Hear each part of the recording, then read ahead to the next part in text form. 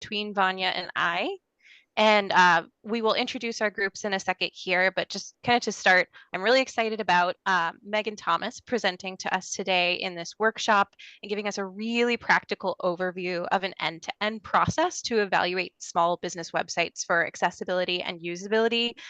You might have seen some of our posts where we've said this is a really useful event, workshop, if you are someone who's transitioning from another career, who is considering or enrolled in a boot camp or certificate already, or has recently graduated, who is looking for a job, or if you're like a very experienced person and you're just interested in accessibility. And I don't want to steal too much of your thunder, Megan, doing the intro, but I just want to put in my own words that I'm pretty passionate about this and what Megan is doing and what she is bringing. And so I'm really excited to share that with both Vanya's community and my community, which we will tell you about now in case who knows how everybody arrived here. So let's kind of share the wealth of what's going on in these communities. So Vanya, all you. All right. Okay, give me a second. Looks like my settings have gone off. Megan, do you mind if I share the link with you? Looks like Oh, absolutely. Are you not able to share your screen?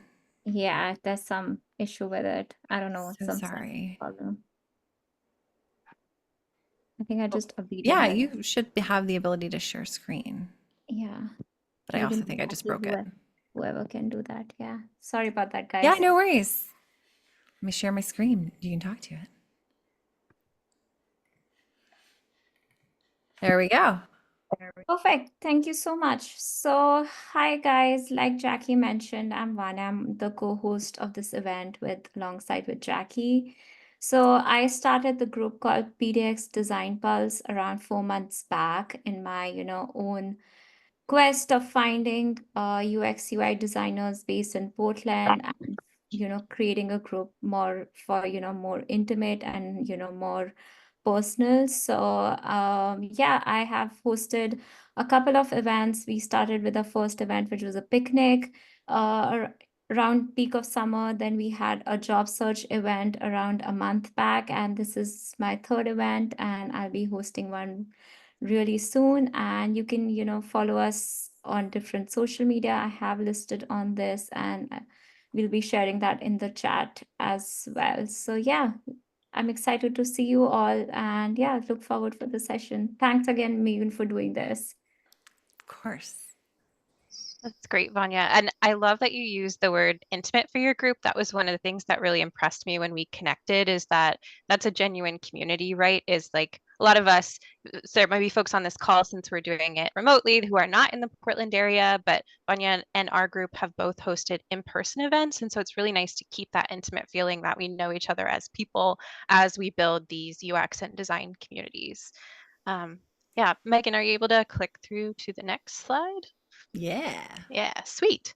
So the group I'm representing today, I'm a co-organizer for what we're calling the Portland UX Design Hub. We have some of the other organizers joining us on this event. So I see Chris Kinney and I see Megan D, who's actually hosting one of our upcoming events. Very excited about that.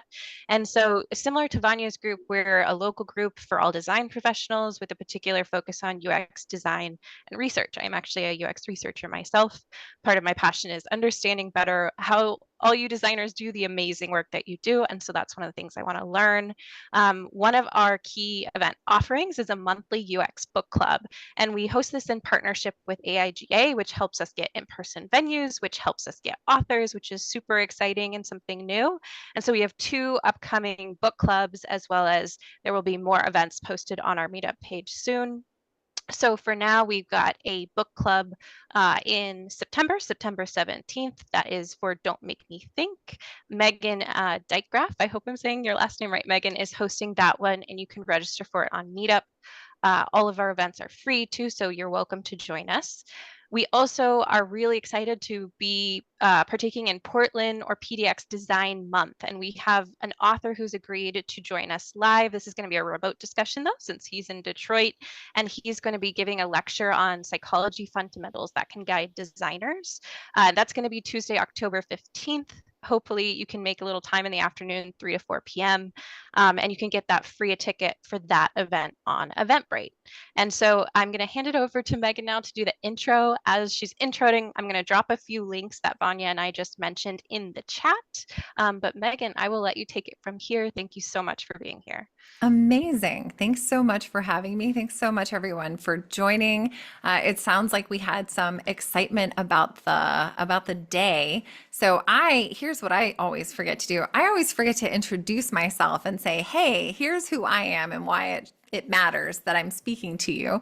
My name is Maigen Thomas. I am a designer with almost 11 years of experience. I think that's where we're now, just over 10 years of experience. It feels very ancient these days, but I am no longer a day-to-day designer. I don't have a day job anymore. I am officially a founder. The reason that we're doing this workshop, the reason I'm teaching you my process is because my goal is to help you succeed. In fact, my big, hairy, audacious goal, if you know of entrepreneur language, is to help 1,000 early career designers and developers get the skills and knowledge they need to reach their next level of socioeconomic status. I'm not going to go off on my little soapbox because I totally can, but after teaching 3 cohorts of the UX UI bootcamp at UC Berkeley, I noticed that very few people in my classes were truly finding the level of success that I felt they should reach, that I thought that their skills allowed them to reach. And basically the market that you were promised when you started looking into UX as a career change option, likely, or even going into it as a schooling option, the market that they promised you is not, in fact, what is showing up as you might have experienced. So this process that I'm going to take you through is the process that I would use if I was starting over in my career, or if I was starting as a new designer, an early career designer, moving forward in my career. Now, what's interesting about this process is that it can still help you even if you have 10, 20 years of experience. That is what people who have attended this workshop in the past have told me, that they still learned something new, and it was applying their UX knowledge in a way that they hadn't done before. So hopefully you'll learn some new stuff here, and if not, we'll give you your money back. Wait a second, it was free. Okay. I promise you I will over deliver value for your time here today. So the first thing we're going to do is we're going to primarily walk through a mind map. I don't have a lot of slides for you. This is going to be a lot of stream of consciousness, not stream of consciousness, there's notes. It's a lot of me talking at you. And what I recognize is that does not give you the opportunity to take action when you're feeling inspired to. So I highly recommend you take at least a couple of notes of here's what I want to do next, and keep those notes next to you, because that's how you're going to choose to take action going forward. And I will also let you know that there's a ton of information here, and I would be happy to walk through it together. So I don't have a link for you because I haven't scheduled it officially. In fact, I'd love a poll, Vanya or Jackie, if you feel like making a poll for what evenings in October would be ideal. Instead of doing 3 hours every week for 4 weeks in a row, I want to do 2 hours a week for probably 6 weeks in a row. And that's going to help you literally take every single step of action. And by the end of that 6 weeks, my goal is for you to have a case study in your portfolio that is based on accessibility, usability, and your value as a knowledge worker. All right, I just realized I'm not sharing my screen, so let's jump into it. Please feel free to drop any questions you have in chat. I'm not going to pay a ton of attention to chat during the call, but does this process have a name? Yeah, it's the Get Real World Industry Recognized UX Experience. Is that a mouthful? It really is. This is the end-to-end process for finding a business that you can help, approaching them, selling your skills, doing the evaluation, reporting and presenting that information, and ultimately putting that case study in your portfolio. The one thing we will not go into detail about today is the actual website evaluation. And that's because I've recently changed my process. And when I say recently, like y'all are literally the first group to see that there is in fact a 2-step process to this. So it's going to shift a little bit. If you've been to any of my workshops before, we're going to talk about some similar stuff, but it's going to be really super fun. I thought I muted everybody, but really good call, Vanya. Thank you. All right, let's jump into this. And I'm going to zoom around real quick. Sorry about it. So what you need to be able to do to get real world experience is to find a business that you can help. And you probably, at least some of the people who have spoken to me about their experiences, you're probably feeling a little bit beat down by this current experience that we've got in the market right now. You're probably feeling a little overwhelmed. You're not getting traction when you're sending out 1, 2, 10, 1,400 applications at this point. You're just maybe losing some momentum and feeling like, am I really cut out for this? What I want you to be able to find out by the end of a month or 6 weeks of working with this process is whether or not you actually enjoy doing this. So the first thing you're going to want to do is find the right small business. Oh my God, Eleni, I hope I'm pronouncing that right. Correct me if I am wrong, because I do want to get your name right. The empathy from you, from me, is in droves. A little background for me: before I was a W-2, making really good money. Oh my gosh. See, this is the part where I suck at introducing myself. Like, all my stuff is so interesting. I'm the least interesting part about it. But let me give you some context. I was a flight attendant for 6 years. And before I was a flight attendant, I was an illegal nanny in Canada. It turns out you should fill out paperwork and pay taxes. And I did neither of those things for 3 years. And then they kicked me out. They were very polite because it's Canada. They're like, ma'am, if you could please leave. And I said, no. And they're like, I'm so sorry, you have to go. So that's when I got a job as a flight attendant. And I spent 6 years flying around the world and learning a little bit of other people's languages, like please and thank you mostly. And I think I learned how to say orange juice in a few different languages. Doesn't matter. And then eventually, like, after I got tired of people handing me dirty diapers and chewed on apple cores, and I'm like, I am trying to serve someone a Diet Coke and I don't want to hold your dirty diaper because, cross-contamination. I just got really tired of people and decided I don't want to do this anymore. So I went to a full stack boot camp in late 2013, early 2014. So back in the day when the market was very, very different, I learned JavaScript, Ruby, and Ruby on Rails. And I got my first job as a front-end developer, and that's where I learned UX. So when I say I have so much empathy for you, it is, you're coming into the market at currently one of the worst possible times. However, I want to give you hope. My prediction, and I'm manifesting this, y'all. May 2025 is when we're going to see the job market pick back up. So we're going to have a slow, cold winter, and we are going to dig deep and send our roots down, and we're going to gather our strength, and we are going to gather all of our skills and knowledge. And then in May, my prediction is 100 days after the new administration, we're going to go, all right, everybody can unclench, release their shoulders from their ears, and we can start to actually watch the market expand. And my guess is, based on the recent DOJ laws passed in March for state and local websites needing to have accessibility, as well as recent changes to not Section 504, any organization receiving any federal funds, including grants and or payments like Medicare, all of those websites need to be accessible now as of next June. And then the European Accessibility Act. There is nothing but up for the accessibility and UX related jobs. I don't know what those titles are going to be, but we are going to see an increase in jobs next year.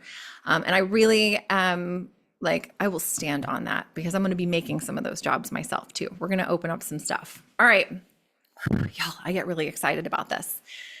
So the first thing you're going to want to do in this process is you're going to find the right small business. What is the right small business for you? Someone who has just graduated, or you have been working your day job, your warehouse, your retail, whatever it is that you've been trying to do to make ends meet and still work on that UX design project.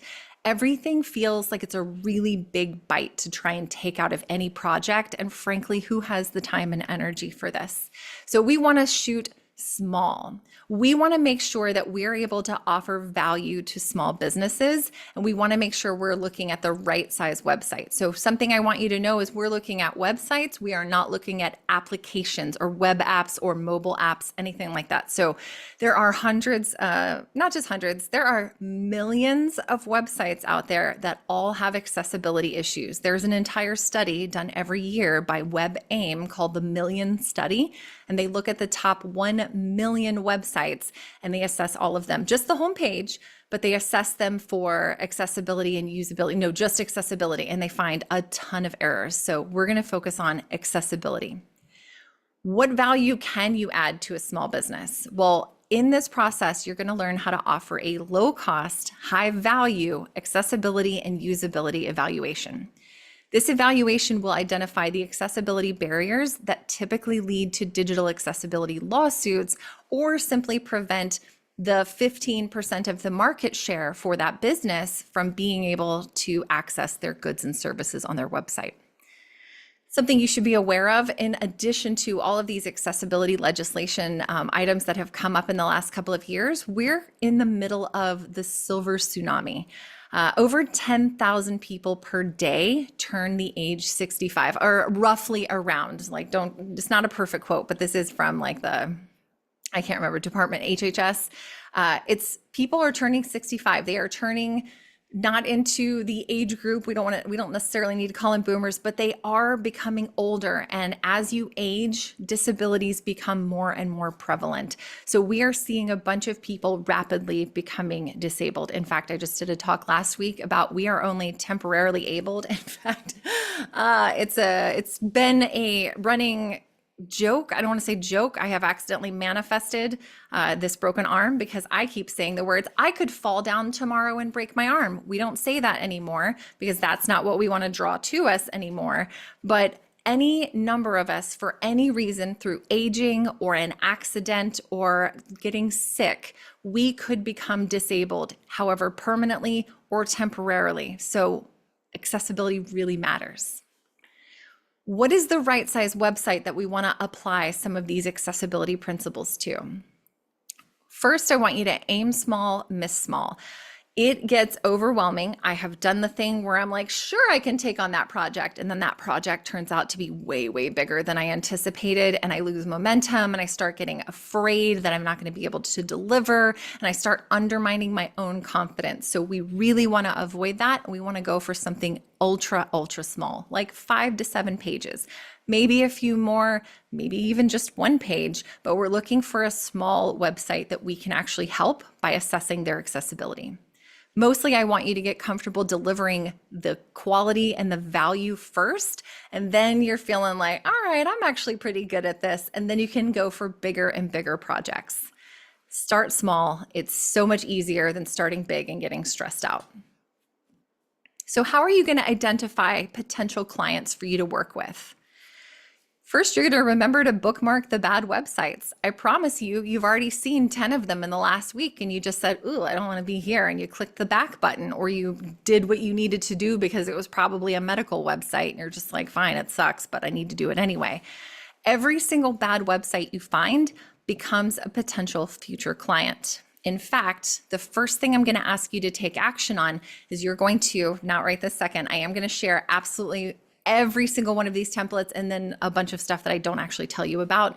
But you're going to keep track of a list by using the potential client outreach tracking template. It is a very basic spreadsheet. We're not looking for rocket science here. This is nothing more than a list of people we would like to reach out to. Potentially you'll create a second sheet where you're like, ooh, this one's a little too big for me right now, but it's a someday maybe project. You're going to create your own project, or excuse me, your own version of this template. Maybe you change some of the column names, maybe you change some of the details, but this helps you keep track. Don't assume that you are I'm just gonna remember, it's gonna be fine. Don't do that to your future self. They don't deserve that. So you're gonna keep track of any potential clients. Now, let's actually talk about the companies. Do you want to work for a company, or do you want to help refine the website of a company that you don't actually like or respect or care about? No. We want to find a company that we have an interest in. So first, pick a niche that you're curious about, or pick something that you have knowledge in that you'd find interesting to grow more knowledge about, and you'd have empathy for the business owners. So one of the things that I like to do is topic/near me. That is literally it. The first thing that I did when I wanted to go take horseback riding lessons, the first thing that you're going to do if you want to find knitting classes near you is you're going to go to Google or your favorite search engine and you're going to type in knitting classes near me, or you're going to type in knitting classes I can take as a beginner. That is a niche that you're curious about. So what I want you to do is take that topic name, mine was horseback riding, and I put it into Google and I said horseback riding companies. And I just looked for businesses that maybe I would be able to work with. Now I was specifically looking for something near me because I wanted to take horseback riding lessons, but I found about 10 businesses in a 2-hour radius. And guess what? All of their websites sucked. And like that is a subjective statement because let's be real, that's my own personal design opinion, but we can all take a look at some of these websites and go, all right, that was built in 2007, we can tell, and that's okay, but there's some changes to the internet that has happened since then. So let's make sure that they're up to date. So every single one of those horseback riding companies, I put on my list of maybe I'll reach out to them sometime in the future. In fact, the company that I was doing horseback riding lessons with before I broke my arm, we're going to exchange horseback riding lessons and other trail rides for, like, instead of me paying, I will be redesigning their website because it's kind of bad. And not bad, it's just not accessible. It's not awesome. I also want to use that same example to say, look at what's near you. If you open Google Maps right now, depending on where you live, you probably can see between 1 and 20 companies in an immediate radius. I live in the suburbs in the south, like I live in Tigard, so I'm south of Portland. It is a very like white picket fencey over here. And there's actually businesses and houses near me. There's a tax preparer down that street. There's a tailor down that street down there. And then there's an emergency plumbing service right around the corner. These are businesses I would never have otherwise heard of because they don't have signs outside their homes. They just happen to be on Google Maps. And I want to challenge you to look at all of the places that you think you see businesses and then look at Google Maps and recognize how many businesses you literally don't know exist because you've never had the reason to look for them or even to look over to that side of the road when you're driving past. There are hundreds of thousands of small businesses near you. And because these people are not experts in web design, they are experts at sewing or tax preparation, they are focused on what they're able to do. So their websites typically need some help and you can help them.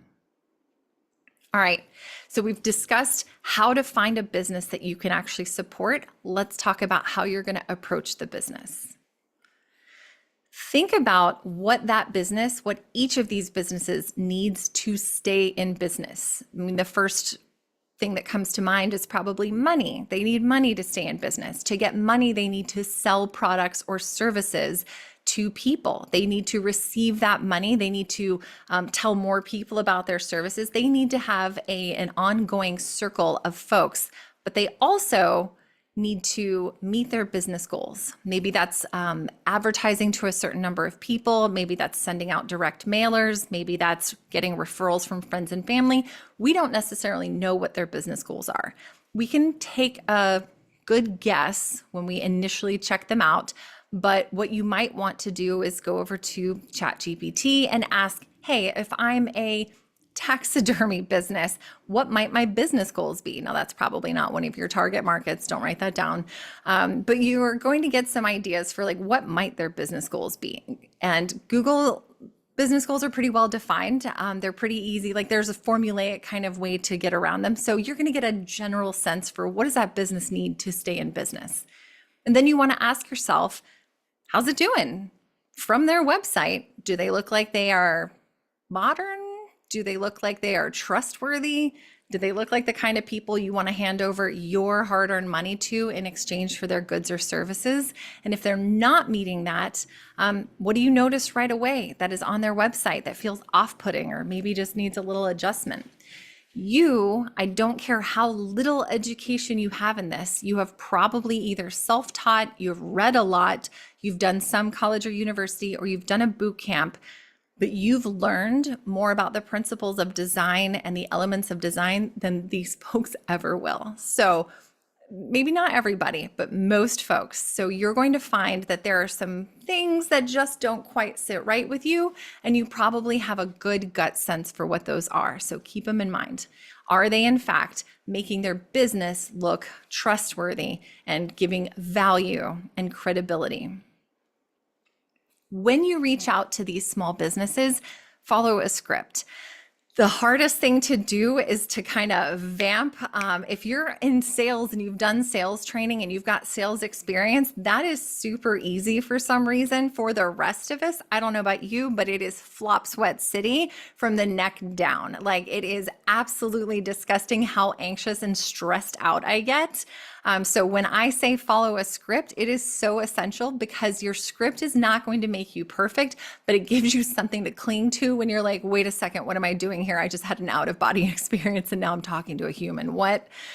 Follow the same script so you can memorize it and make it sound natural.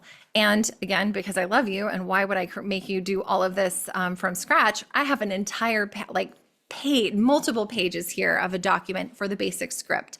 One of them is compliance focused. We're asking, hey, if this is a professional services company, do you know that there are laws that require your website to be accessible? Who's in charge of compliance with those laws? That gets people a little, oh no, do I know what compliance is required for my website? And then some people, maybe that's not going to resonate. I wouldn't take the compliance version over to the new Renaissance bookstore, if you know what I'm saying. Maybe we would talk more about the positive business impact of ensuring that your products and services are available to people regardless of their level of disability. I even have an email script here.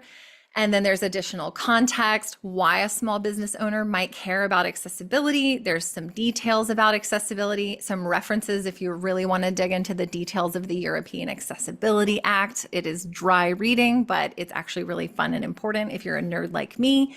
There's additional script ideas for how you can draw people in.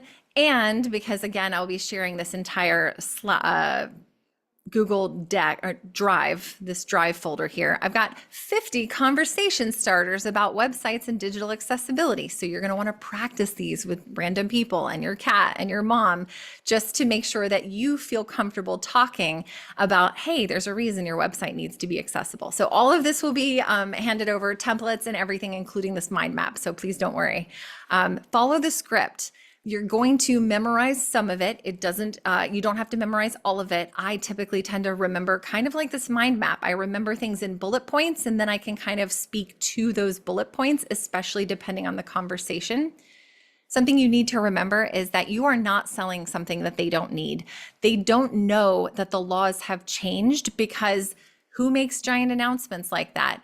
Who gets giant announcements like that? I didn't get one as a small business owner. You have to find them, or your lawyer needs to bring them to you, or worse, you get sued for accessibility issues. And that's how you find out that you should have had an accessible website. So we're not selling something that they don't need. We are applying our level of expertise and improving their business in very measurable ways.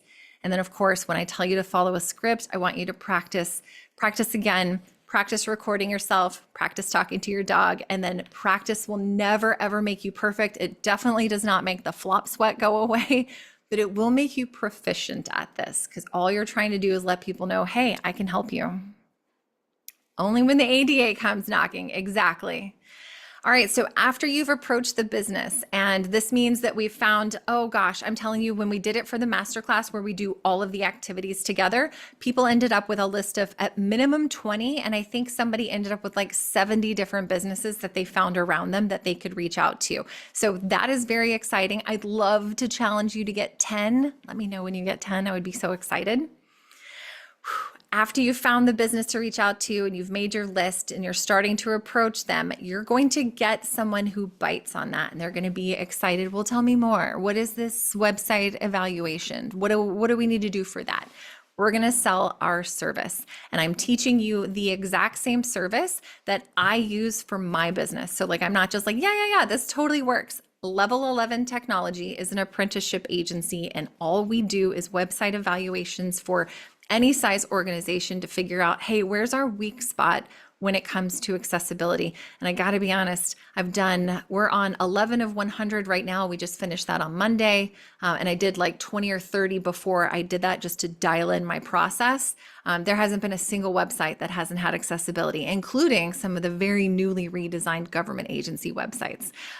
Also, when I say like state and local governments, this is just an aside, state and local governments includes county websites. So all of these there are 4,000 counties in the United States, and every single one of them has medical boards and parks and recreation and animal control, like all of these different aspects. So I need you to know, like, the market is flush. It's literally shooting fish in a barrel. You just have to get the confidence to go ask, hey, would you like me to evaluate your website and let you know where you're vulnerable to digital accessibility lawsuits? Nobody likes the word the lawsuits. Nobody likes the word lawsuit. And they definitely don't want to hear digital accessibility in front of it because it's very unknown right now.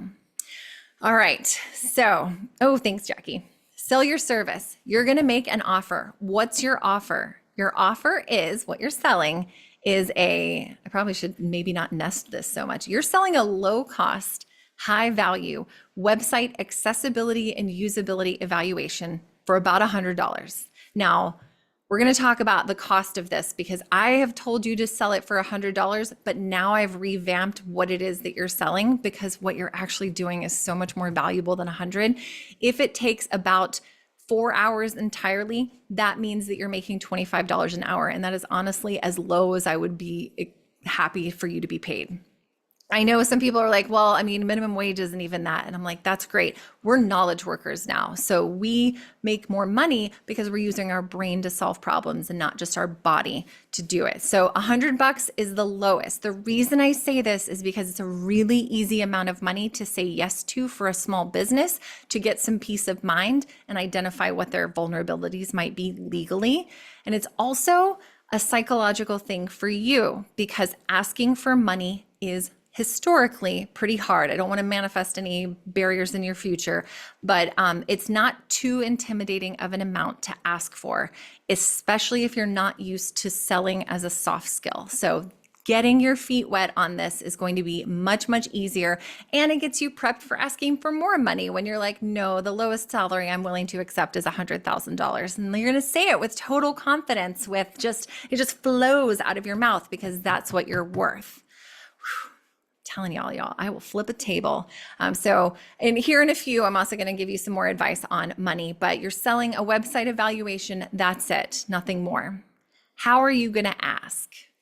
You're going to be very honest about your experience level. It doesn't matter if you are fresh out of a boot camp, you just graduated yesterday. First of all, take a breath. Congratulations. It's a nightmare. Your next week is going to be all of that knowledge falling out of your brain while you're just trying to scoop it up, but you're going to be okay. Don't downplay your level of experience. I don't care if you did just graduate yesterday. Maybe don't tell them. Just say, I am a freelance website evaluator, or I'm a freelance digital accessibility analyst. That's actually what one of the former students of this workshop, the masterclass, has in fact titled themselves. I'm like, that's beautiful. I would never even call myself an expert. And now I've been doing this for a while. I've developed my own certification program, which feels bananas. But please remember, you still have more knowledge and experience about design principles, about user research, about understanding the problem, about ideating solutions. So you are not like some baby that just got born yesterday. You have knowledge and experience, and don't let anyone tell you that you don't. Describe what you do in plain language. If you can't explain it to a 10-year-old, they can't understand it. Please know that the average reading level in America, I am really sad to tell you, I thought it was like 9th or 10th grade, according to someone's Master of Fine Arts program. Yeah, master's program. Apparently it's a 5th grade reading level. So we gotta really bring it down a notch and explain what we do without using industry jargon. In fact, I don't even like to use the term UX anymore because nobody understands it. I mean, half the people in our industry don't understand it. So why would we expect these small business owners to? So we make sure that these accessibility laws don't prevent someone from using your website, prevent them from accessing your goods and services, and or cause them to want to reach out to their lawyer because it's difficult to use your stuff. So that's all we're doing. It's important to know that you're going to approach them in a format that works for you, but not all formats are going to get the same result. So from best to not as best, not worst, just not as best, is in-person, phone calls, emails, and contact form. I think text messages fall somewhere between phone calls and emails, but I do find that more people are responsive to texts. Would you know offhand to text someone? No, that's the caveat here. So if you're going to reach out to a small business and you're going to use the contact form on their website, you probably have about a 75% chance of not getting a response. Not all of these folks have their contact form properly set up. I probably would say about 50% of the time that they're not.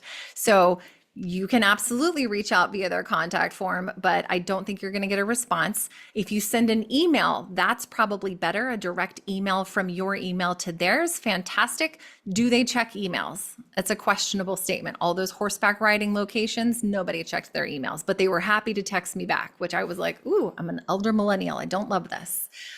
So emails probably going to do a lot better. However, remember, depending on if you use some random word that is sensitive to the algorithm, you might end up in the spam folder. So I need you to know that when you send an email in a contact form, when you reach out, that is not a no just because you didn't hear back. It might, in fact, have been eaten by the email monster. If you are willing to pick up the phone and make a call, and I'm telling you, this is probably more anxious to me than public speaking, is picking up a call. I think I have like 3 phone calls I need to return from 3 weeks ago before I broke my arm. And I'm like, I don't know, maybe they'll forget about me, right? So if you have the motivation to pick up and make a phone call, you are likely to get a response. Even if you just leave a voicemail, someone connecting to someone else with voice will almost always win over text, emails, and contact forms. Now, the in-person is even scarier to some people than the phone call. So I want you to practice your first few with whatever you think is going to work best. But those are my opinions on how to reach out and actually get a response. Something that you absolutely need to do as you work through that script, you're going to literally need to ask the words, would you like to purchase this service for $100 or purchase this website evaluation for $100. That is the part that people get stuck pretty often in sales. I've done sales training a couple of different times, different ways. People don't have the courage to ask for it. They get locked up when it's time to be like, please, may I have some money? We really need to say the words and be comfortable saying the words. And this is what we would do in the master classes where you practice with each other, practice saying the words. It matters saying them out loud. And then I also want you to know, expect them to say no. People don't like to be made to make a decision on the spot. There's some behavioral psychology in here. So I need you to expect them to say no right away. And then I want you to ask if you can follow up with an email in a couple of weeks, just to say, hey, here's a little bit more detail. Give them a chance to marinate on it and then write down their email. That goes on to your potential client outreach tracker. In fact, you'll be like, follow up in 2 weeks is what you'll say. Now, I told you to expect them to say no. And in fact, I want you to go for no. I want you to go for no a whole bunch of times. I want you to go for 100 no's, in fact. And that might feel like that's a lot. First of all, if you actually get 100 no's, I will literally pay you $100. No one has made it back to me with a definitive, I got 100 no's, because they always find success before 100 no's. So I feel like you need to know your first one sucks. Your first one sucks. It really does. There's no other way around it. You're going to feel like, oh, that was really gross. I had to ask for money. It was hard. And then you're going to talk yourself out of that like icky feeling and be like, all right, it wasn't so bad. I can do it again. The second one sucks way less. In fact, they get progressively significantly easier as you continue. I want you to check out the Jia Zhang TED Talk. There's a link here. You're going to get this mind map link. Jia Zhang wrote the book Rejection Proof, and I absolutely love it. This guy feared rejection so much that he basically followed the wrong path in college because he was just too afraid to ask one question. So he tried to overcome that, and some of his 100 no's is what he was going for, were absolutely wild. I'm asking you to go ask for someone to buy your product or your service for $100 and expect to get no 100 times, just that. This guy took his soccer cleats and a football or a soccer ball over to some random stranger's house in Berkeley and was like, "Hi, can I play soccer in your backyard?" And he expected a no, and the guy said yes. So here's the thing. You don't know who's ready to say yes to you, no matter how crazy your ask is. So check out the book, check out the TED Talk. In fact, I think he's got a whole website where he's got a ton of the videos. It's really precious, but it will help you get past the fear of rejection. And again, because I love you, I want you to track it on this PDF spreadsheet. Not a spreadsheet, it's just a PDF that you'll print out. And I want you to color them in. I'm dead serious. Like, no one takes me up on this, but I am your number one cheerleader. You just don't know it yet. I want you to take a picture of this and show me that you're on track. Show me that you're making progress. Show me that you're trying, because I really will pump you up. If you remember that 1980s reference, it's 100 no's, and I guarantee you're going to get a yes before you get to the end of it. You're going to gain a lot from just this exercise of asking for the sale alone. You're going to get confidence and self-esteem, and you're going to get more experience with asking people for things, interfacing this soft skill called sales. It's going to help you grow a lot on the inside. You're also going to gain an understanding of what people who are running a small business are about, what questions they ask about you and your services. You're going to get really good at talking about yourself and what you're capable of. So this is huge growth opportunity. You're going to gain knowledge about small businesses and what they need to be successful. And I don't think anybody else will tell you this, but you're going to be selling for the rest of your career. If you work in corporate, you are doing sales. You may not want to, but you are convincing your developers to do it this way and not the crappy way that they definitely are going to default to doing. You're selling your product manager on why this design is definitely better than the one they sketched up like on their notebook. You're selling your stakeholders to understand this is why this is how we're solving the problem that you brought to us. This is the solution that you need. There are so many ways that you're selling. You just aren't asking for money in exchange. I mean, you actually are, because you're asking for a nice salary in exchange for that knowledge work that you do. But every job requires selling. And with practice, it does get easier. I even dare say it might be fun. I have not yet made it to the fun part. Mostly it's the exhilaration of, oh my God, I made it through and they said yes. This is what I mentioned earlier. You're also going to find out if this line of work is actually what you want to do. When I say that I think the next round of major jobs, like just job growth in the UX industry, is accessibility focused, this is the not super sexy bread and butter, all the stuff that you need to know before you go make a super fun, sexy app, or before you make your new like dating site, something like that. So please know that this is an opportunity for you to be like, all right, did I waste that money? Should I pivot? Maybe there's actually a UX related, maybe you enjoy marketing. Like maybe there's something else that you can bring to this table that you just weren't taught in the boot camp, and you can find some joy in what you're doing or find that career path for yourself. And then I didn't have anywhere specific to put this, but I have it here at the bottom because I need you to know, don't do the work until you get the money. Lots of people will say yes to your face when it comes time to bring out a credit card. That's a different story entirely. So there is a way to do this speculatively, and we are going to talk about that next. But my biggest suggestion is don't do the work until you get the money. That is just... You'll be burned by it once, maybe twice, and then after that, you're going to be like, I'm done with this. So just know we all go through it. All right, after we have asked for the sale, I told you this was going to be a mile a minute, me talking at you. Hopefully it's not too boring. The next thing you're going to do is evaluate the website. So my suggestion is to conduct a stakeholder interview, but you don't have to. I have in fact marked this as optional because it doesn't actually help you do the website. It just gives you context for what the business is about and what the stakeholder is trying to accomplish, which is what informs and influences what I present to them and how I suggest they make changes. So you can have them fill out a form to gather information. I, of course, have a stakeholder questions template for you. This is the minimum stakeholder questions template. You can fill this out while you're talking to them. You can send it to them and have them fill it out. It's just some really, really basic questions. And then as a part of that templates, I also have like my full robust stakeholder interview template, which I also provide to you in there. You can, like I said, you can do this website evaluation speculatively, especially now that I have tightened it up a lot. And I'm going to show you the difference in what I mean, and then reach out to the stakeholder with completed results. This is actually what I've been doing with level 11 technology because I'm teaching other people how to do the full process. So we're doing these website evaluations. I'm doing 100 of them between July of this year and July 1st of next year. We're on number 12 tomorrow night, in fact. Some of them are e-commerce sites, some of them are nonprofits, some of them are government agency websites. Like, you're just going to get exposure to a ton of different things if you come to these events. And at the end of this, I'll talk to you about why these events are required as part of my apprenticeship program. All right. So you're going to review the website. You can have those stakeholder questions or not, but you're going to check out the basics on the website. In fact, I'm super excited. I'm proud of myself for remembering right now. Sorry, the ADHD is really strong today.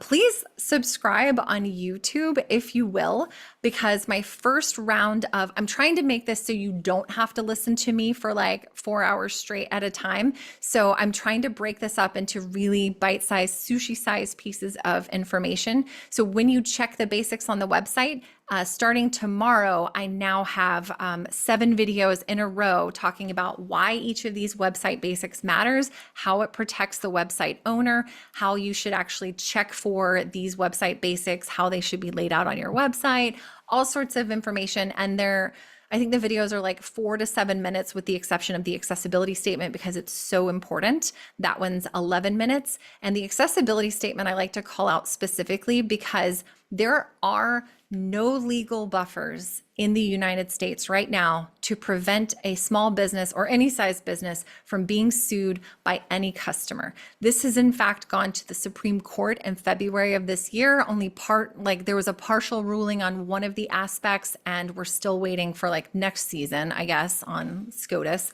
to find out like whether or not people who had no intention of going to that hotel can still in fact sue that hotel for not having accessibility information. The accessibility statement in particular allows, or at least creates the buffer that if you have it, you're more likely to receive an ADA demand letter. It's the Americans with Disabilities Act. It's a little letter that's like, hi, your website sucks and we can't use it and we're going to sue you if you don't fix it. But hopefully by having an accessibility statement on your website, you can create that buffer of, hey, we are doing what we can to make sure that our website is accessible to all people. If you run into issues, send us a request here, something like that. Everything else is just required because of legal reasons, and there's lots and lots of reasons. It depends on the business, but these in general protect a company from anyone using their website maliciously. After you check for the website basics, then we're going to check for the actual accessibility needs. So this is where I'm going to diverge from my little timeline here and show you what I mean by that. So you're going to conduct an essential website accessibility and usability evaluation. I say with a team of 2 to 3 because I think it was Nielsen Norman Group that shows on average, 80% of the usability issues found can be found through 5 testers. Well, I do these website evaluations with more than 5 people, which means I'm not looking at every page of the website, but I have more eyes able to find different things. So doing this alone is slow and boring. Doing this together means you all grow in your knowledge and it goes a lot faster. I have a link here if you want to join the UX Social Club. Please, no pressure. It is a Slack channel for mostly my previous students and my mentees. I think we're at like 90 people. So like it's not popping, but it is in fact where I am definitely like terminally online, and you're likely to find some folks who are also familiar with the process. You're going to make sure to take super good notes on the website evaluation spreadsheet, and you're going to score each issue you find with severity, and you're going to give really impactful issues a priority rating. Mostly this is a flag for you. Let me show you what I mean. So there are going to be 2 templates in here. One of them you can get through in about half an hour, and one of them is like the full everything, the whole enchilada, as we say. And what I am trying to do is to continually come through and update the spreadsheet so that you actually have contextual information. So here's the details that you're going to get in that video from the privacy policy tomorrow. It's all right here so that you have access to it. So when you come to this folder, you're just going to drop down and make a copy. We always check out first impressions first and those website basics, and then we move on to accessibility. Now remember, this is the short version, so all you see is this. This is based on that webaim.org, that 1 million projects. They check out the top 1 million home pages and they find a buttload of accessibility errors. All of these checks right here are the ones that will most likely alleviate 94.9% of accessibility issues. So if you review a website, and this is speculatively or not, if you review a website and these are not doing well, so we're looking at large text, 24 pixels and larger has a contrast ratio of at least 3:1, and we find that on just the home page alone, there's at least 3 instances where it does not pass, then we're actually going to say rarely, and we're actually going to say that that's a medium issue. This is really just a gut check for you. So like, please know that there is no specificity to it. There's no math involved. I just say, it's a medium, because I might find something else that's more impactful. And I sometimes kind of rejigger those. And then I'll make comments. Heading in the first section is too light. It only passes 1.68 to 1 contrast ratio, and you're going to be able to do that because I also teach the workshops. I don't do it in this one because honestly we'd be here for 6 hours. But we go through here and I show you how to check literally every single thing on the website. Jackie, you actually attended one of these recently, and I show you how to inspect, how do I, as a senior designer, look through all of the accessibility issues on the web page. So this one is literally new. We're actually going to test it tomorrow in my workshop. I'm super excited. Let me show you the full robust one. And this is also where you're going to understand, like, if we can charge $100 for this and find their top 3 accessibility issues, they're going to get excited. Then they need to pay us more to do the robust website evaluation. And when I say it is robust, y'all, it's robust. So we do the basic first impressions. Your accessibility tab actually has, I think, over 70 different criteria on here. Yeah, it has 90 minus a few. This by itself takes about an hour to get through. And I teach you how to look through absolutely each and every one of these. And I teach you how to look through the WCAG guidelines to find the comparison. If you're like, wait a second, does this meet or does this break it?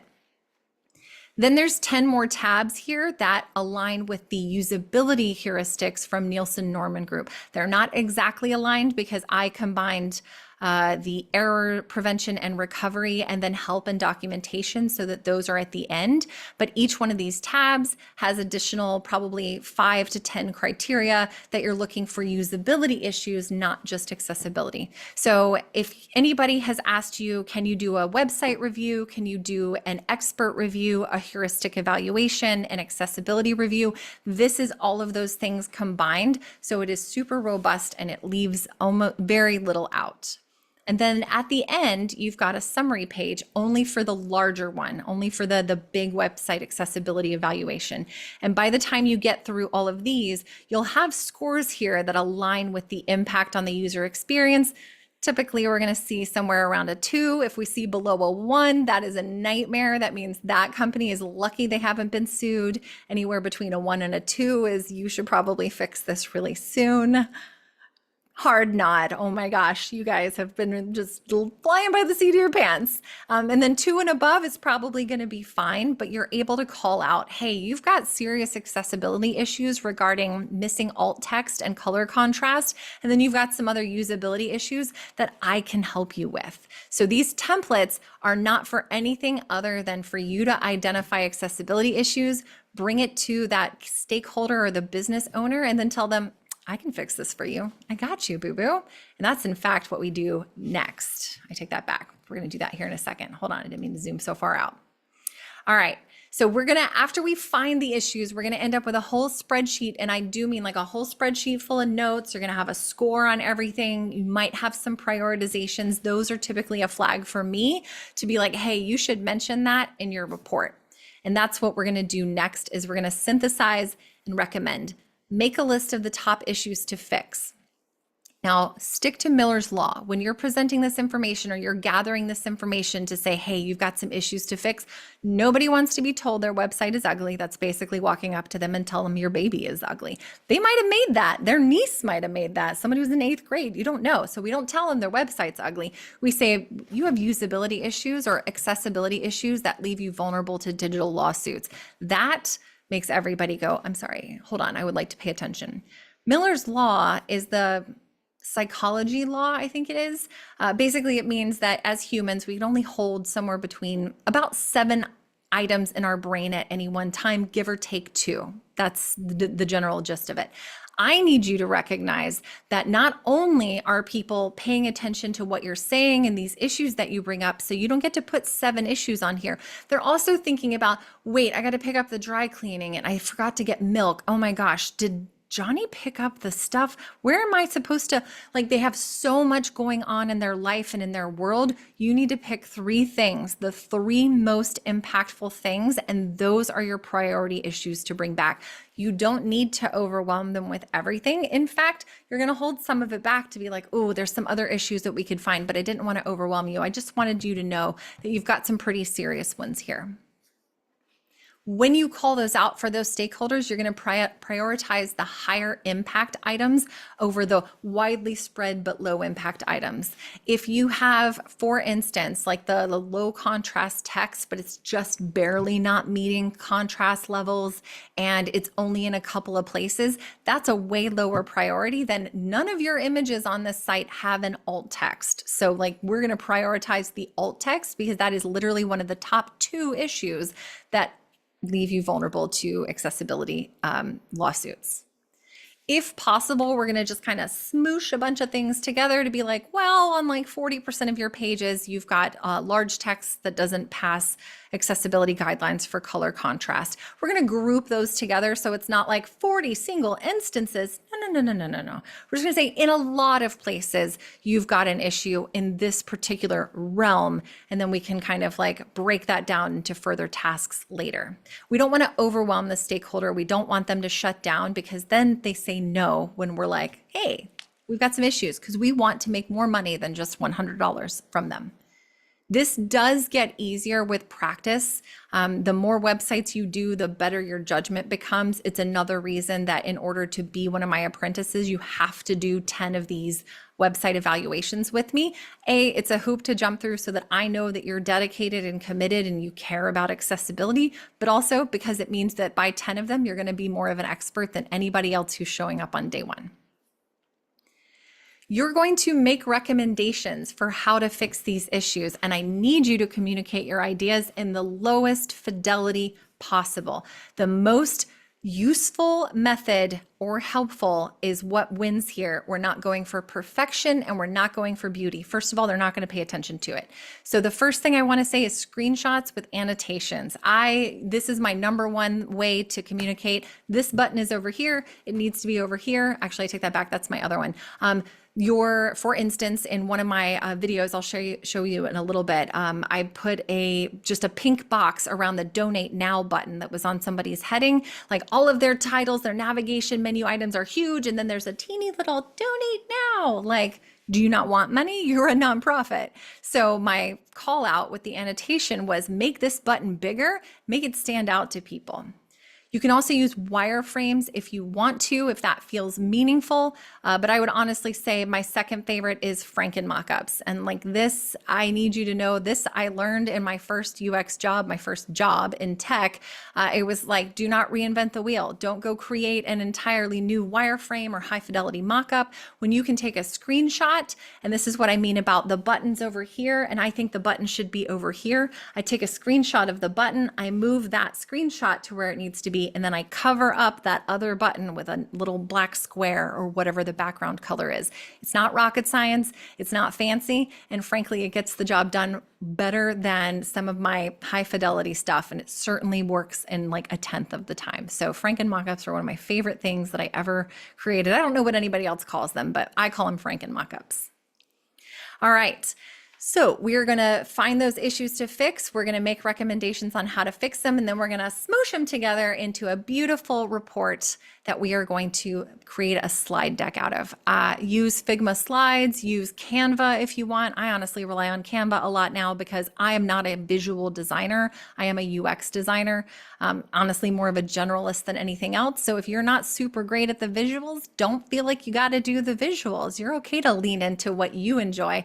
Canva has some really beautiful things. Allow that to be your visuals. I want you to schedule 30 minutes with the stakeholder. First, I actually should move this up here. We're going to prepare the slide deck with your 3 issues and your screenshots and Franken mockups. And then you're going to use a template. What's that? Of course I have a template for you, babes. I have a very basic, ugly template that you can make a copy of. It is on Canva because it's just simply easier. I even have 3 example slide decks. The first 2 are the ones I created. The third one is one of my former students. I actually need to get a couple more on here. But he took that template and ripped it to shreds because it was just a way cooler place. And he's like, this is corporate and ugly. Please rip this to shreds. It's just meant to give you a solid idea of what to do. I even have some example presentations for you because it's terrifying to do this for the first time without anybody to guide you, right? So the first one is a presentation that I made to a team for the Good Face. It's where I got my eyebrows done. I love them so much. It is me presenting as if I was talking to them, except I was also kind of like, for students, here's this too. So it's not the perfect presentation. The second one is to a nonprofit here locally in Portland that I actually did the presentation, asked if I could share my screen and record. So you actually get to see me presenting to their stakeholders. So that's terrifying and exciting. Hopefully I didn't say anything stupid. So you've got a template there.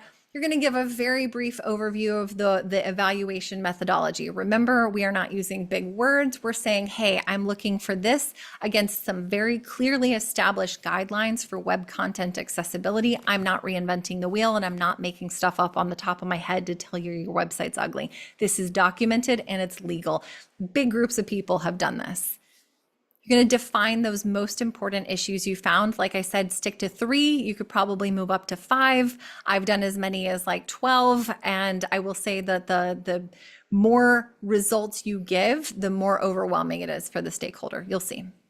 You're going to briefly describe some of the lower level issues as a group, like, oh, we've got some website basics you need, like a privacy policy, terms and conditions. No worries, that's just standard documentation. And then you can always talk about it later when they show interest. We just don't want to, we want to give them enough to interest them and have them asking questions and wanting more, not try to overwhelm them and then watch them as they like are dazed and confused. When you make people feel stupid, they are less likely to open their wallet. Like that's just as simple as it is. When we make people feel stupid on a website, they're just less likely to give you money for your goods and services. And the same goes for these stakeholders right here. If you can, explain the legal and financial implications if negative ones come up. How would I know what those implications are? This is where we go to ChatGPT and we say, hey, what small businesses have been sued for low contrast or their websites not being visible to people with vision disabilities? ChatGPT occasionally hallucinates, but for the most part, it has found me. I actually personally have not experienced it coming up with fake information for me, but I always want to caveat, it is AI, it does make mistakes. But you can find examples of lawsuits that have been filed against very large companies for simple things like Domino's Pizza. I think in 2018 had to pay over $2 million because a blind man could not use their website because all of their tchotchkes, I don't remember the word now, but like all of their extra features, all the extra JavaScript on there made it so his screen reader couldn't work. So they disabled him from using their website and he sued because they did not fix it multiple times, in fact. If you can't come up with them, don't worry about this. If you're curious, hit me up. I am literally, this is my favorite. So like I love doing research. You're going to want to show your ideas, your Franken mockups and your annotations for fixing the issues that you pointed out. It doesn't need to be complex. You're just giving them an example of, hey, I've already come up with a solution for the problem that we found.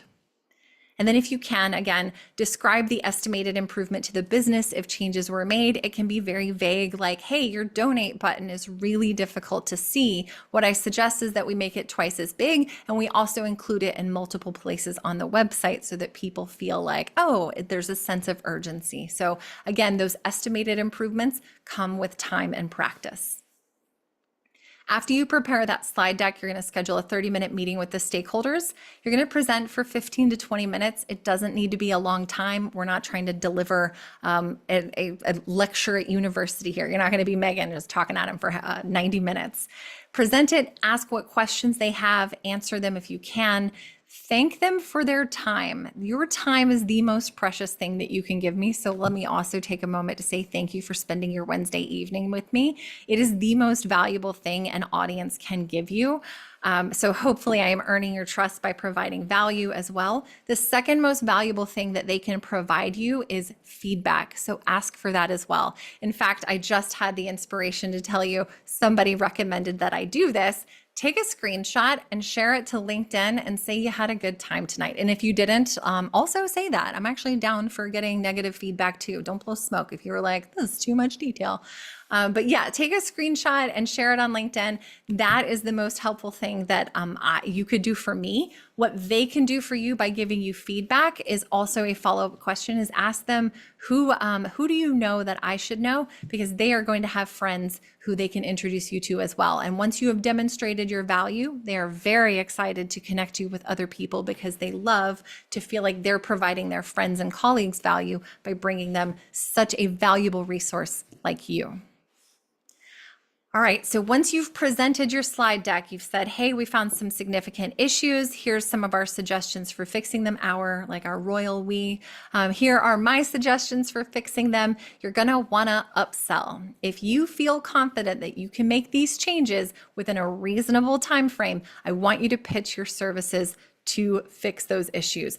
Please do not charge less than $50 an hour for your time. This is freelance stuff, and frankly, I'm not even sure that's going to really meet your needs in this day and age. So like no less than $50 an hour for your time. You are a knowledge worker, you are an expert, and by the time you complete a few of these website accessibility evaluations, you're going to be so much more of an expert than you ever thought you were possibly going to be, and that is worth money. Accessibility is worth money. I literally just told someone earlier today when I was being recruited for a consulting job regarding accessibility, they quoted me $120.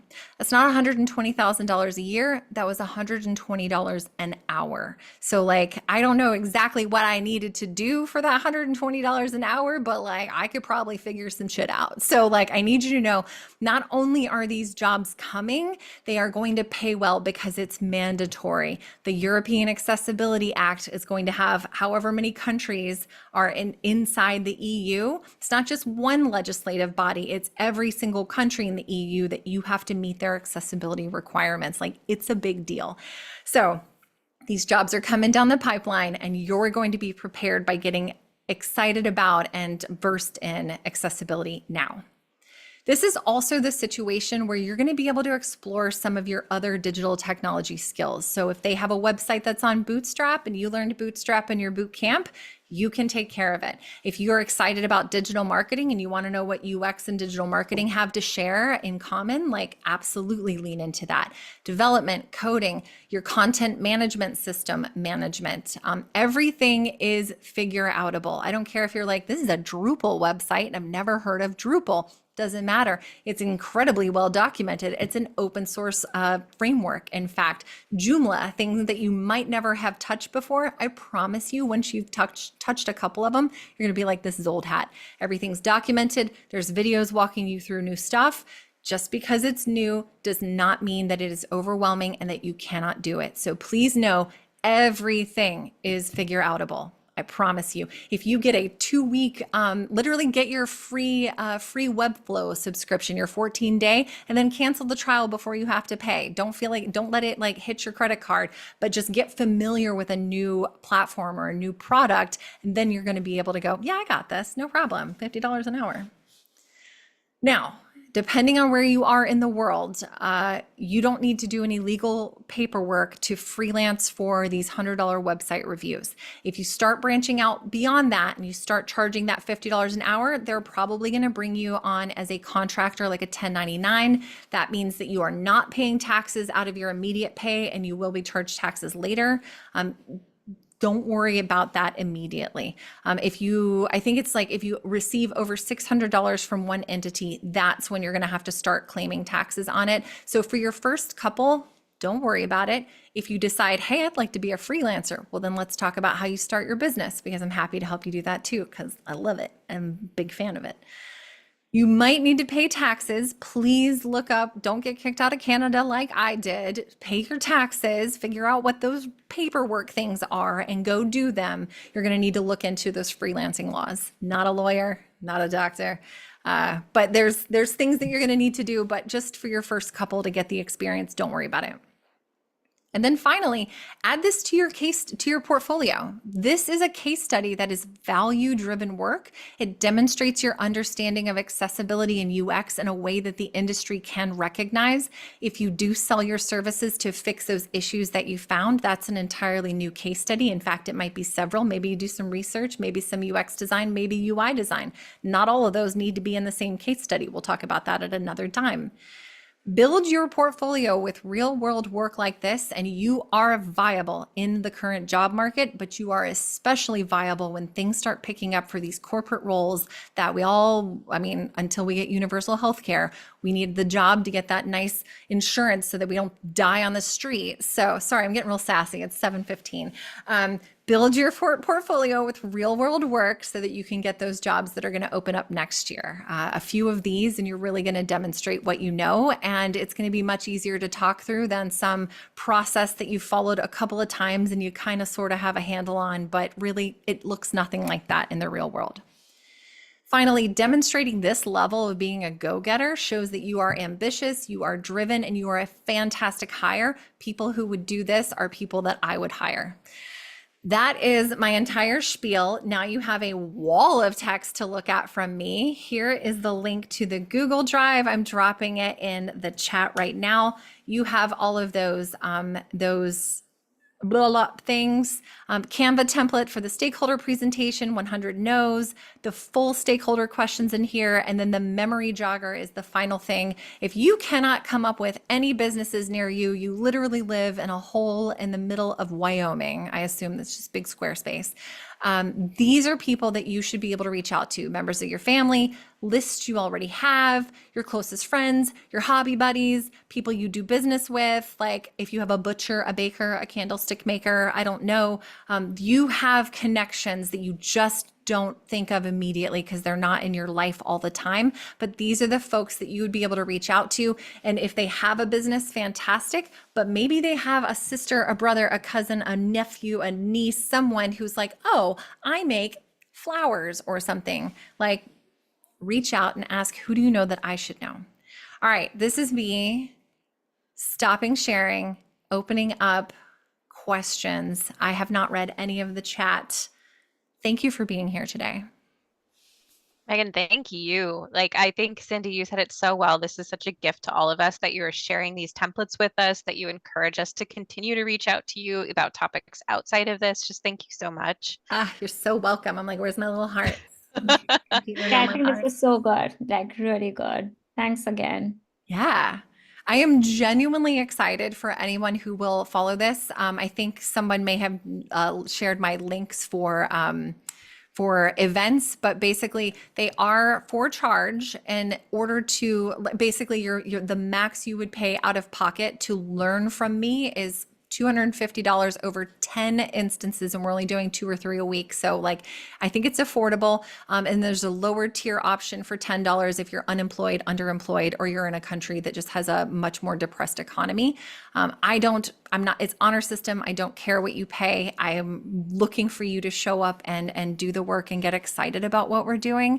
I've seen a lot of people get some actual real traction in their career for doing this. So please let me know. Connect with me on LinkedIn. This is seriously one of my favorite things in the world. I am building a business to help people get their first year of experience. Level 11 technology is going to pay early career designers and developers to get their first year of experience. It's going to be a blast, and I'm building it out loud. So also, yeah, subscribe. It's going to be good. I just love how everybody wins with this. And I know it's 7:15, y'all, and we want to get out of here, but I want to hold some space for a few of the questions that were Yeah. asked in the chat throughout. So I'm going to go through just in the order that they Great. were asked and see if the folks who posted these want to ask them yourself, or if you don't want to come on camera, you don't want to come off mute, that is totally welcome. I'm super introvert, so I would be like, please just read it for me. So we'll read it for you. Okay. But the first question I had was from Ina.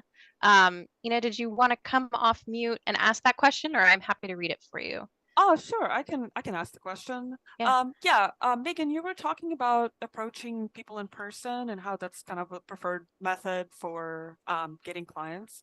How do you actually do it? If that makes sense. Like when I It's a good walk one. into, there's a wine shop on my street. When I walk into the wine shop, like, do I ask the guy for his manager, for an owner? Do I just talk to the person I working would there? Maybe talk to talk to the my person car? right in Okay. front of you. I would say, hey, I'm Ina. I am a freelance website designer and I do website accessibility evaluations to help small business owners protect themselves from digital accessibility lawsuits. Are you the person that I would speak to? Oh, lovely. Thank you so much. Yeah, no, it gets easier. Honestly, that took months and months to develop. So if you feel like you're like stuttering on the first one, please know that that's normal. I've gotten a lot of use. I'm really used to doing it. And also that previous flight attendant thing means I can talk to anybody. All right. Thanks. Yeah. Awesome. And the next one I had was from MJ. MJ, I don't know if your question about spec work got answered.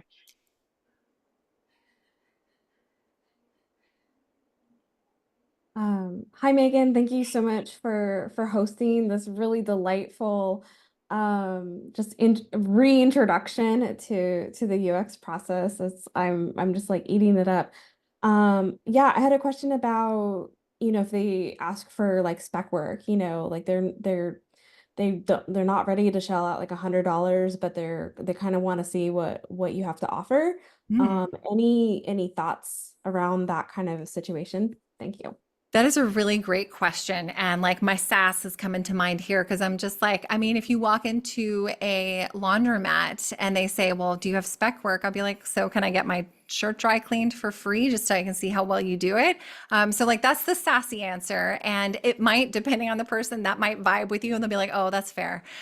What I would bring is I would come to one of these evaluations and I would bring the example of like, hey, these are the ones that we found for a website that we checked recently. And these were pretty significant. Or I'm perfectly happy if you were to take one of my evaluations and say, this is what my mentor did, and this is what I will find for you in the website evaluation. So if that's not convincing, then we're going to follow up with them later and we're going to send an email that's like, hey, you could do this spec work, but if they ask, I kind of hate that because it means that they're going to be unwilling to peel open their wallet for the actual like work and stuff. So I would probably like chalk that up as a, hey, I got the practice. Whether or not they said yes is not my problem.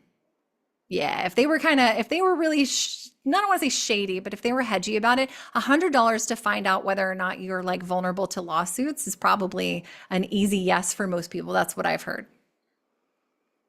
But seriously, when you go ask, let me know. Let me know what you run into.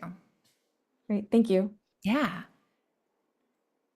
And I did notice, I think Suchita had a question earlier. I will be adding this to YouTube and I'll send the link to Vanya and Jackie. So they'll send it out to you, but it will be available on YouTube. I'll probably not get it uploaded tonight because I'm going to go cook some dinner right after this, but it will be uploaded tomorrow. Yeah. Perfect. Thank you so much, Megan. Yeah. Tracy, you thanks for- for the validation. Tracy's been to a couple of the website evaluations. It gets bananas, right? We're in it for 4 hours. We take a 20-minute break in the middle, but like we are in it. And I can actually, if I send you my Patreon link, please know that it's a free Patreon. You can pay if you want, but like, please don't feel like you should. If you're there at the free level, all of the videos are available that are past evaluations. Here's the thing. If you're not part of it, it's going to be pretty boring watching a 3.5-hour video of us looking at accessibility issues. Occasionally I am very funny, but not all the time. So really and truly, I saw another good question here. But those videos are available so that you don't like miss out on anything. Hopefully we were about to look at David's question, which is, do all websites have to have accessibility, even small websites? David, that's my favorite question because small businesses wonder this too. In fact, you should. I'm not going to tell you it's a moral imperative. I'm on the side of the moral frame that it is a moral imperative, because why would we not make websites accessible to everyone if we knew that they weren't accessible for everyone?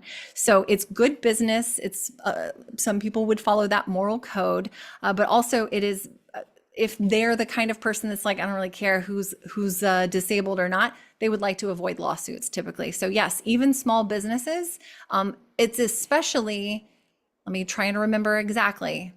It's businesses that are making under 25 million in revenue a year that are being particularly targeted by lawsuits that are being filed by the same petitioner over and over again via a number of law firms. There's one in California, one in New York, and one in Florida in particular that they work with the same complainant and they send the same lawsuits to the same businesses. So if like one HVAC company gets sued, all of their peers and competitors are likely to get sued too, especially if one of them, settles and they just pay it out, which is on average, this is not the minimum, but it's the average of $25,000. You got to pay their lawyers, you got to pay your lawyers, and you got to still fix the issue. And you might still have to pay the complainant. So like, there's a lot to it. Yes. Might be a dark thought here. What if they get sued later? Okay, Maigen, I love your perspective. I appreciate that you call out as a dark thought. So first of all, we don't focus on the negatives that could go bad. We focus on all the positives that we want to happen. But if they do get sued later, you are not held, it keeps scrolling. You're not going to be held responsible since that you said you would help them with their accessibility. You are not going to be held responsible because you did what you knew to be right at the time. What the beauty of that accessibility statement is, it says we have remediated in have a lawyer review it, although I am working with a lawyer right now to kind of draft something that I can share with you because obviously more templates. But essentially the accessibility statement would say, we have taken measures to address accessibility issues. If you run into something, please let us know. And like, that's that buffer thing. So no, you wouldn't be held accountable for that. What are some places you recommend to nerd out on reading more about the usability laws? Oh, great question. Stand by. Let me find this. I created a whole Notion. In fact, view site, copy link, copy site. It's on my Notion. Let me share my screen again just to do that. And then I'll put it in the chat as well. This is the Notion. So this, you can also read about like my plan for world domination, basically through helping people do well. So long-term vision, I've got some accessibility legislation here. There's also some additional state laws that I'm trying to keep track of. New York has a new law, Illinois, Colorado, Oklahoma, Missouri. Missouri has mandated accessibility. This is fantastic. But also, not just that, I also have laws requiring organizations to have accessible websites. So the California Unruh Act, the High Tech Act, requiring the accessibility of electronic health records. Section 504 means any organization receiving federal funds, and that means like Medicare reimbursement. So any and every healthcare provider, including the like crappy little 3-person organization down the street, also needs to be accessible too. So read more into that. And also I update this as I continue. Yeah, as I continue. The raffle. Oh my gosh. Thank you so much. I am literally the worst. I meant to share this at the beginning of the day, but promote, I guess, where's the copy link? Oh my goodness. Did I copy the link? I wish I had announced that at the beginning of the thing. So now I feel terrible, but everyone in the meeting, if you fill that out real quick, it's literally closing in 5 minutes. Get your email in there. I was meaning to pull this at the end of the thing. So yes, the legal templates, helpful, accessibility evaluations. Sorry, I was answering a question and wandered off. Yes, no worries. It was not already mentioned, Kaden. I would look into like what legislation has been recently passed. I follow usablenet.com and I follow Level Access, a couple of different places where they actually have They actually track some of these law things. Then I also realized we have another one. There's another one that I can share. I don't remember. Oh, I do have it on there. It is on the accessibility legislation. Lainey Feingold, this one right here, this is a lawyer in either New Jersey or New York and talking about like specifically on disability rights and like making sure that they update all the legal stuff. So Lainey Feingold is really, really helpful to follow. Let's see. How in-depth do these accessibility evaluations go? Obviously, something like Chrome and different platforms like mobile. What about other browsers like Firefox, Vivaldi, or even Qt browser? Okay, Jesse, that is a really good question. I will tell you that we don't go in that deep on these initial ones. So what I specifically focus on teaching is like the manual evaluation version. And we do a little bit, like, and I mean a teeny tiny bit, showing you how to use Wave and Lighthouse and a couple of other different things. We do check a couple of things on mobile, but we don't go intensively and we don't check other browsers. I have mostly made that choice to keep the time limit as tight as possible. It's a lot to ask for people to sit through 4 hours, and expanding it any further, I think would just make it so that people don't find the motivation to do it. I'm even looking at refining my process as it is. So those are really good questions. And those are things that if they were paying my market rate in order to do a full accessibility evaluation and bring out like a report with every single thing listed on like an item, like an itemized list, that is where we would do like the extensive cross-browser testing. So really good question. All right, legal templates, the raffle, please enter that. So many good questions. Including the eval as a case study, would it still be useful even if they don't book you to make the changes? Great question. One of my favorites. Yes, it actually is. And this has helped someone else. What was really funny about that shakedown, the one that Mike Raffon did, they made the changes and didn't hire him. And he was like, should I be butthurt? Because like that feels like lost money for me. Please don't, because you just made the world a better place.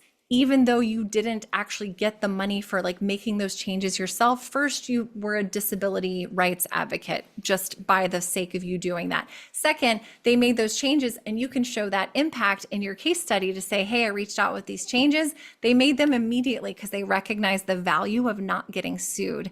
And then I've also seen lots of people use these small case studies in their portfolio because it's demonstrating, I know how to solve the problem. Remember, as a knowledge worker, your value isn't in the doing, it's in the understanding and in the problem solving. So just because you didn't move the pixels or change the code, you demonstrated that you understand how to fix that issue. And that's just as valuable as actually doing it when it comes to talking about what you're capable of with a hiring manager.